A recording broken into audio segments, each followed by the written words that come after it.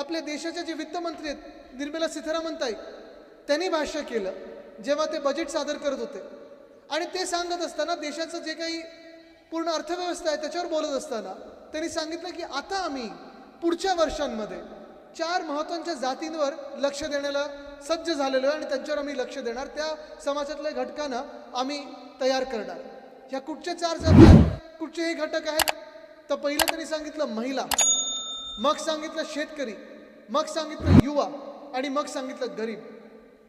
आज प्रश्न हाच पडत आहे मला की मग गेले 10 वर्ष नक्की आपण कोणाची सेवा केली?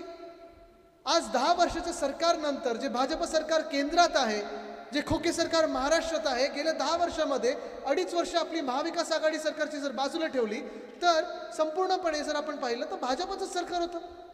हे खोके सरकार जे गद्दारांचं सरकार आहे, हे देखील भाजप प्रणित सरकार आहेच.